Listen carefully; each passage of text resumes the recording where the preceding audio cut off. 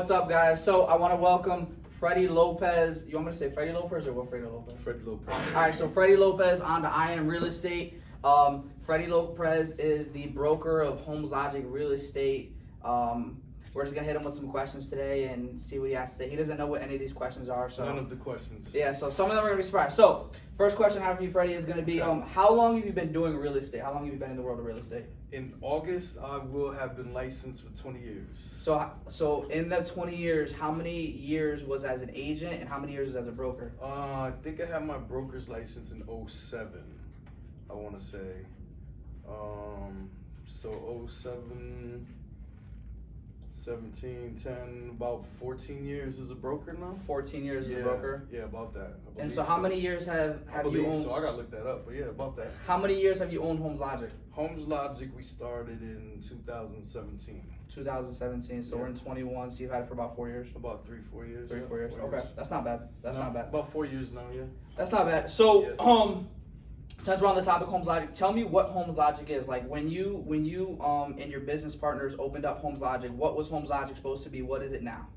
Homes Logic is basically just getting back to the nuts and bolts of real estate, you know, the black and white of real estate, Yeah. which is step-by-step process, educating the clients so that they know how to make logical decisions, Right. Pros and cons, Right. Keeping the law in mind, and just educating. Not only, you know, the agents are educated, but you know, we take the time to educate our clients. Right. Yeah. Okay. So I know that Homes Logic is in Springfield, Massachusetts. That's where we're at now, guys. We're in the Homes Logic office. So where else is Homes Logic currently? Like, are there any other states that? I mean, I know the answer to this, but I'm gonna let you answer it. Right. You know, other states that we're in, other states that you want to try to get to. Yeah, so right now we are licensed in all of Massachusetts, all of Connecticut. We are looking at Florida next. Mm-hmm. Eventually we're looking at Georgia, we're looking at New York, we're looking to expand in the East Coast. Yep. And then maybe take it overseas, maybe Puerto Rico, maybe Dominican Republic, maybe Colombia. Right now, though, we just want to master our craft and focus on Massachusetts, Connecticut, and then leaning towards Florida next. And then slowly start to expand a little bit. Yeah. Got you. Not bad. Yeah. All right. So that was just the first one. Okay.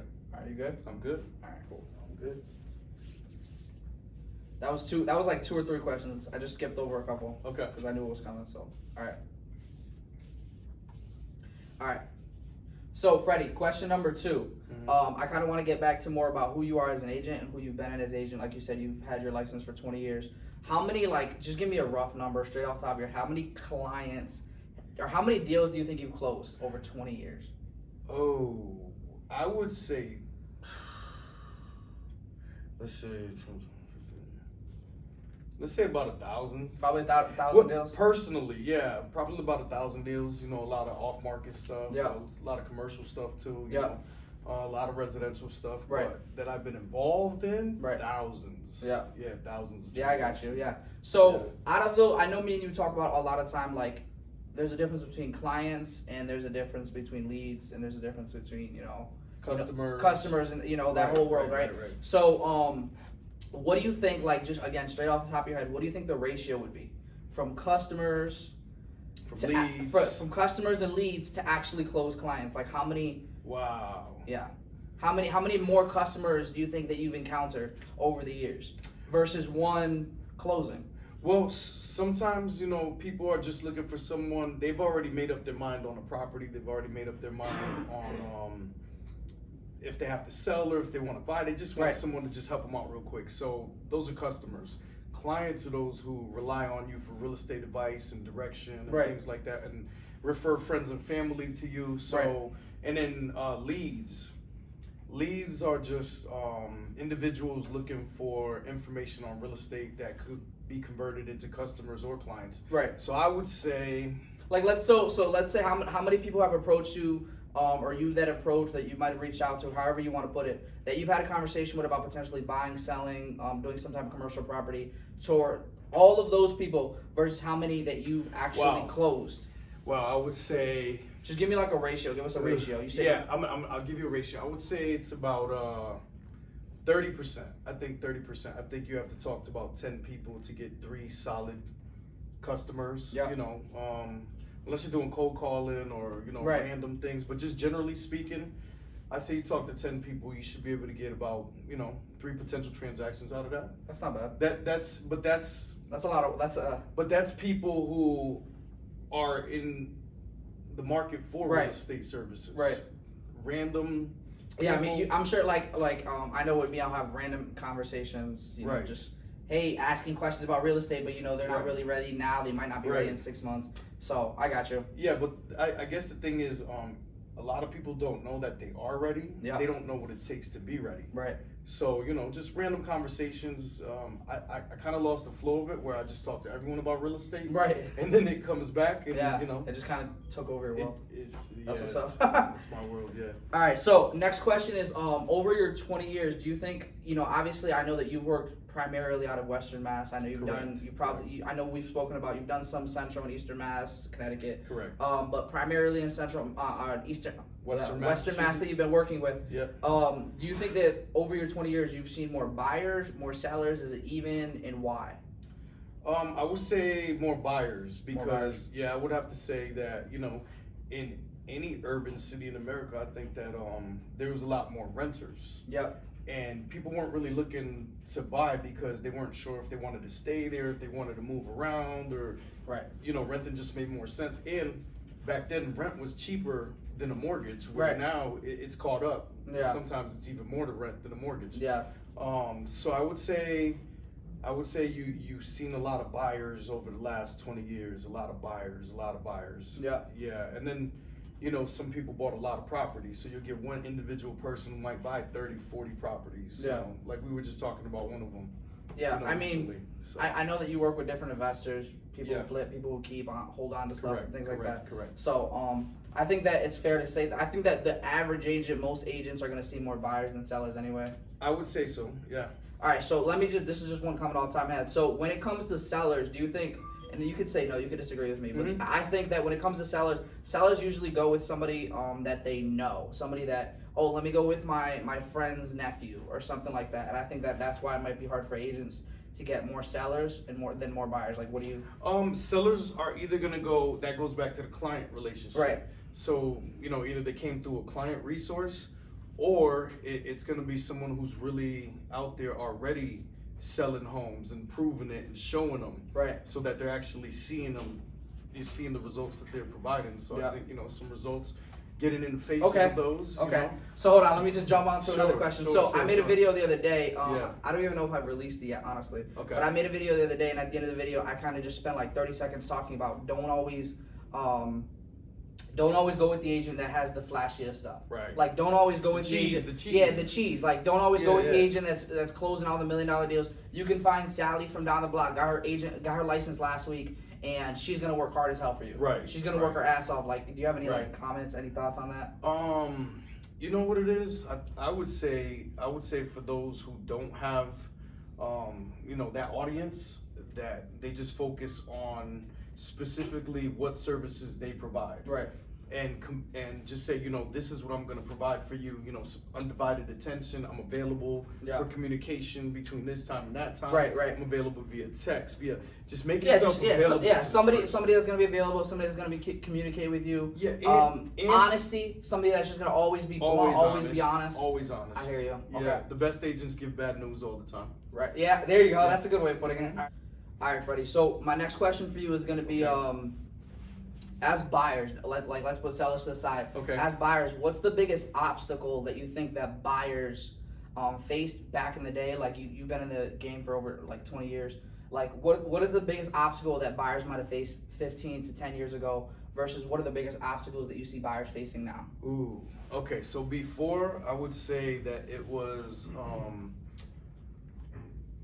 they lacked guidance, education. People didn't know how to buy a home. Right. So let's say someone who didn't have their best interests would try to walk them through the process and not really, guide them properly. Yeah, don't worry about the knob and tube on the wall. Like, that's fine. Right, or the hole in the floor that your daughter almost fell into. Right. That's nothing because, a lot of people are focused on the check instead of the client. Mm-hmm. So I think that now things have changed where I believe that after the recession, You know how we had that big Yeah, recession? 2008, 2007, right? Yeah, so after like 2013, maybe, I would say that people became a lot more aware of the process. Right. More trustworthy people are out there, you know, and before that, mortgages, you didn't need a mortgage license to do mortgages. We talked about that in that. So do you think that people's like you said, people's education has kind of changed? Like let's say that, right? Yeah. Do you think that people's education has changed? You said it had a lot to do with the recession that the country went through. Do you think it also has to do, like, this is a little off topic, but like Sure. social media, just people making commercials, like just this, even if it's like the simple stuff, starting to educate people. Like you go on Instagram or Facebook right now, and you're gonna be scrolling down, and you might see a first time homebuyers class, just simple shit like that. You know what I mean? Right. So maybe that's part of it. Well, what it is when the government stepped in with regulations for the banking industry. Yeah. What they did is Post recession. So what they did is they educated those in the industry Right. on what is proper and what is not proper. Yeah. What makes sense, how to make sure that your client can afford it. And I think real estate professionals get a little more involved now in that process, where before it just like talk to your banker and they'll figure it out, where now we want to make sure that the banker is doing right by the client as well, and that they know where they're going to. So I think what it is it's just people woke up. Right. They're not trying to go back into a recession. I mean, the number of foreclosures that we had at that time. Yeah. I don't see that ever happening again. Right. So what do you think is the biggest obstacle that buyers now are facing? Credit, of course. Supply and demand. There's not enough houses, and that's gonna go on for a while. Credit is an issue. Buying power. Yeah. Buying power and guidance, which means buying power. So if you're pre-approved for $250,000, you shouldn't be looking at homes for $275,000. Right. Because that market is gone. Yeah. I would say maybe 3 years ago you could have did that. That market is gone and it's rising daily. So right now, I would just say patience. There's a lot of people who are excited about becoming new homeowners. Yeah, that's true. Yeah, that's 100% true. And that excitement, I mean, the millennials, they're buying houses. All right. And they don't ask parents, they don't ask grandparents, they go ask a peer. Friends. To guide them. Yeah, right, exactly. So grandparents and parents, they would kind of talk you out of it before, where they'd be like, don't sign on to a 30-year mortgage because that's a lifelong commitment and you don't know if you really want to be in that house. Right. But they didn't understand real estate from investment point of view. Right.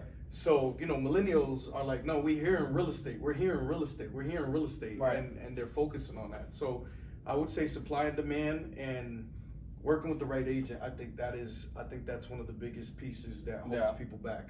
So I think another thing that you said was credit. So like pre-recession, I know that it was very, very easy to get loans. Right. Especially loans that you couldn't even afford. Right. And so like you said, like the government came in, made different regulations, made it much stricter for somebody to get a loan and things like that. So I think credit was a major one that you also pointed out. Yeah, and before, there was a lot of compensating factors that would come into play. So let's say you had horrible credit, but you had great income. Right. So they would take that into consideration. Where now, you have to have certain credit, you have to have certain trade lines on your credit, which means credit history. You have to have a certain amount of money. Sometimes they need you to have reserves in the bank to cover in case something does happen. So it's not as easy as it used to be, but it's right now. It's overall for the better. It's overall for the better. Yes, So yes. Just to touch on one other thing, you said that like millennials are reaching out to friends and they're reaching out to people that maybe co-workers and more people around them, and talking less to the grandparents, where the grandparents might be saying, no, don't do that. Do you think that's more of a positive thing or a negative thing? I'm all for it. It's good energy. It moves things around. Yeah. It takes the fear and the complication out of real estate. Yeah. Because now you're looking at people, if on social media, on my timeline every day, I see people saying, I just bought a home. I just bought a home. Even if they didn't work with me, I'm seeing it everywhere. Right. I just bought a home. And now it's like a celebration. Wow, you bought a home. Oh, I'm in the process. And, and it's a conversation. It's a daily conversation piece amongst the average person. Right.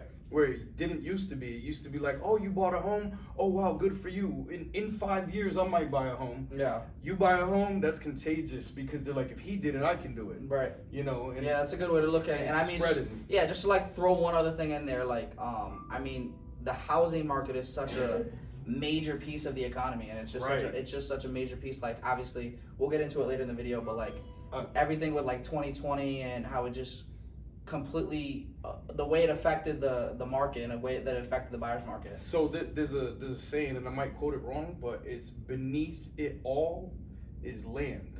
Yeah. So at the end of the day, right, for you to own something that's tangible on this planet, right, it has to be above land.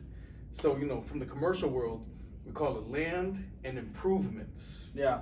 So a house is an improvement on the land. Right. Because you can tear down the house, you still have the land. Yeah, you can't. Yeah. I mean, unless you're gonna dig a 1,000-foot grave. Right. Yeah. Air rights, mineral rights. Yeah. So yeah, it is. That's a good point.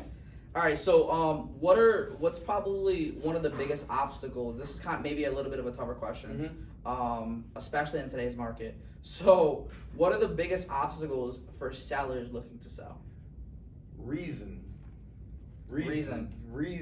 Like, you know, reason, like facts, taking into facts. Your home is worth this much. This is what the market dictates it's worth. This is what the demand is for your property. Right. This is the process of selling your property. Right. As long as they can be reasonable with all of those, we're all set. I mean, there's a lot of sellers who get emotional. Oh, I lived in the house for 20 years and my kids grew up here, and I think I want a little bit more money for it. Yeah, but that's where a good agent comes in, because a good agent is going to come in and is going to make them comfortable. Right. And say, look, I checked the radius. This is a quarter mile around. This is a half a mile around. Yeah, these are the facts. So you can't sell a house for $400,000 when within 2 miles, let's say, all of the houses are sold for $100,000. Yeah. It just doesn't make sense. So you know, so as long as the seller's reasonable, and if their agent is educated and is able to get them the proper information, then as long as there's communication between the seller and the agent, it shouldn't be a problem. But it's all about expectations. Do you think that's been consistent over the last 20 years, even in today's market? People are people.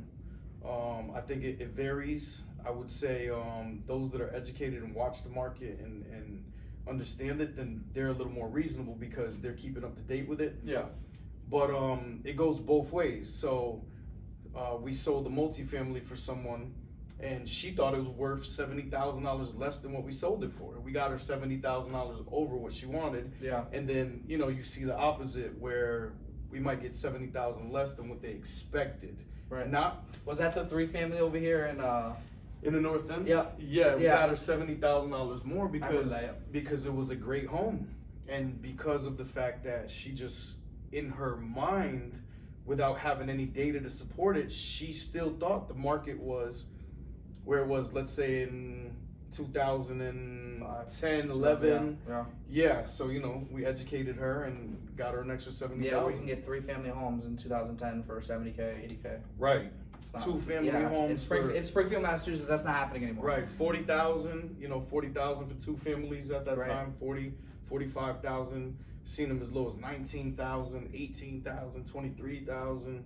You know, I saw one guy buy 43 properties at that time. That's crazy. I saw another guy buy like 28. You know, that's crazy. Yeah, that's nuts. Nice. So, over your 20 years of history, like in real estate, like I know that you've worked with buyers, sellers. You've worked with renters. Right. You've owned your own multifamily. Yes. I think you owned a couple. A few of them. Yeah. You've done flips. I've done flips, yeah. And you've done commercial. And I've done commercial. So what is like the biggest lesson that you feel that you've learned in your 20 years of in the whole world of real estate, like the whole picture? Never lie. Never lie. Never lie. Keep ethics first. Yeah. Know real estate law. You know. Yeah. Know how to operate within real estate law. And never hide anything. Full disclosure. Yeah. You know, full disclosure. They say if you don't lie, you never have to remember what you say. Yeah. So it's the same thing. If you tell a client, you know, this is that, this is this, and then you go back and you change it, that already eliminates trust. Right. So it's just keeping true to what you speak and sticking to the facts. You know, not adding too much opinion or objection. Say, hey, these are the facts, black and white. This is the process, black and white. Skip all gray area. Yeah, just being honest from the jump. Honest from day one. Yeah, I got you. I know Rich. Rich is somebody that we work with at Homes Logic. The great Richard. Yep, the great Richard. The great I know Rich is one of those people, like, whenever he meets a new client, he says, listen, you're gonna hate me, but I'm always gonna be honest with you. I'm always gonna give you the bad news first. And that's just like the same mentality. Yeah, it eliminates wasted time for everyone. And another thing is again, the best agents give the bad news up front, right away, consistently, and don't allow for false hope, because false hope will get you eliminated from their Rolodex forever. Yeah, their friends and family will never work with you if you can sell someone false hope. And then at the end, their bubble bursts. You're done. You're done. You can't work with that person, their family. It's hard to build. Friends. It's hard to rebuild that relationship. Yeah, so just be honest. Yeah. Say the truth. Don't try to sugarcoat it. Yeah. I mean, always be respectful, but just be honest. I think being blunt and honest and direct, with empathy, of course. But just sticking to the facts. I think that separates, the strong agents from the ones that are just looking to make a couple dollars here and there. I got you. I got you. Which there's nothing wrong with that either. Yeah, there's nothing wrong with it, but it just, like you said, it just separates you. How do I put this in gentle terms? The professionals from the casual. Yeah, there you go. There you go. That was a very good way of putting it. Yeah. There you go. So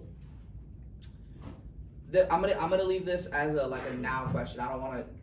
This isn't gonna be like the history of real estate, but like, what is your advice to any buyers or sellers, any advice to any buyers or sellers that that are getting ready to buy now, might be getting ready to buy or sell in the next year and a half, with the crazy market we've seen for the last 18 months?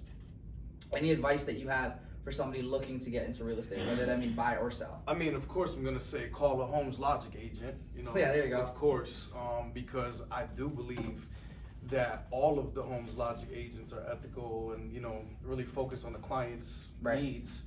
But overall, I would say is get educated.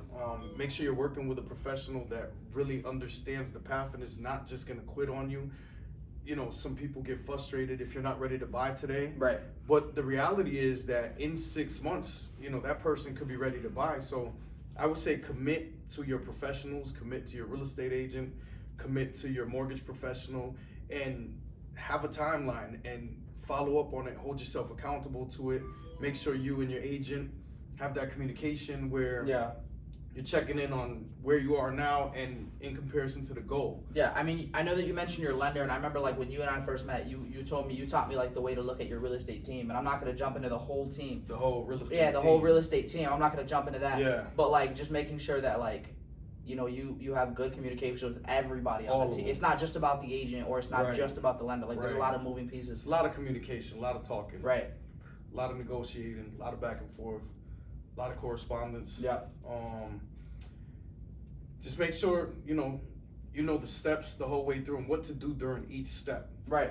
Because you can really cause some damage if you don't know what you're doing. Right. And I think a lot of people don't know the damage that they could cause if they're just out here pretending to do real estate. Yeah, that's a good way to put it. Yeah. I got you. So, again, just as far as now, as far as 2020, what are we in, 2021, right? 2021. Yeah, we're in 2021. So as far as post-pandemic, halfway through 2021, gonna be heading into 2022. So I know that yesterday, me and you were talking about, me and Kyra actually were talking about how wood and lumber has gone down 40% in the last 3 days. Maybe a week. Yeah, maybe a week. Yep. But it was, that 40% was up 200% from what it initially was. So what comments do you have as far as, the market that we've seen the last year and versus the market that you think is going to come in the next 6 months? All right, so when I started in real estate, there was a gentleman by the name of Lou Delacies. Yeah. He was 71 years old. I was 22 years old. Yeah. So he took me under his wing and he showed me, and I'm going to just repeat his words. Buy everything and have faith in the process. Right. So if you own real estate and you're looking to diversify, you're looking to sell to make a profit, or you're selling to relocate, cool. And if not, build a portfolio. But understand your role in real estate. If it's just to have a home a secure home where a landlord can't kick you out or your family members out. You know, sometimes you get a multifamily and put some family members in there. Now you have rent control. Right. You know, so I would just say, you know, love your real estate. Like, really love it, you know. And if you don't, get rid of it. Don't own anything you don't love. And, you know, make sure you know where you're going as far as your personal goals in real estate. Everybody's goals are different. Yeah, see, I think it's funny because you just said two things that I think is really cool. You said know your role, and you said know where you're going in the world of real estate. Like, know your role in real estate. Because everybody plays a role in it. Like, and so either it's simple as like, oh, I'm just buying my own single family home and I never want to do anything else again. Right, and that's okay. Or if it's like you just said, like you're going to build an entire portfolio. So I think that was just, you know, something you just threw in there that is really important. Yeah, you have to know if you don't know what direction you're going, then how can you measure success? Right. You can't. I got you. Yeah, that's a good advice. I'll leave it there. That's good advice. Okay. So got two more questions for you. Sure. Next question is going to be, how important as an agent, as a broker, as an investor, you know, somebody who's looking to be in real estate longer than just buying a house, how important is it to have a mentor? I think everybody needs a mentor. It doesn't matter what you're working on or what you're doing. It doesn't matter. You know, doctors have mentors, lawyers have mentors, apprenticeship, you know, journeymen and in the unions, and, you know, you got to learn off of somebody. Right. So, you know, and somebody to bounce ideas off of. So, you know, I would say it's very important to have a mentor. A real estate agent becomes a client's mentor. Mm-hmm. And sometimes the agent is so focused on, oh, how much money am I going to make? Or how quick am I going to get a check? Or I hate this person because they can't decide right away because they haven't taken on the role as mentor for their client. Right. You know, so I believe that even if it's implied mentorship, which means it's not like I'm telling you I'm your mentor or you're my mentor. There are people who I call my mentor who I've never told them that they're my mentor. Right. But I consider them my mentors. Yep. You know, so. I got you. Okay, so final question. This is the most important question of the day. What is your favorite flavor of ice cream? Wow, 2 flavors just popped up. I'm very bland. Guess the 2 flavors that popped up. Strawberry, vanilla. Chocolate, vanilla. Chocolate and vanilla. Chocolate and vanilla. Those are your favorite, like, if you had to pick one? If I had to pick one, I'm going with strawberry. But if I had to pick 2, I'm going with chocolate and vanilla. That's a weird answer. I mean, you know what it is, you know, when you got 2 sisters? Yeah. Mom used to buy what is it called? The Neapolitan? Something like that. It comes with the 3 flavors? Yeah, the 3 flavors. Yeah. So, yeah, those are the top 3. I got you. All right, well, thank you, Freddy. Thank you, Freddie, for coming on and doing a video with me. Definitely. Hope you guys enjoyed the video. If you guys have any questions, any comments, anything you guys that I might have said or Freddie might have said that you guys agree and disagree with it, please leave them in the comments section. I'll see you guys again very, very soon. Appreciate you for watching the video. Have an awesome day. And make sure you work with Isaac. He's a great real estate agent. He's really focused and he really takes his clients seriously. Appreciate that, Freddie.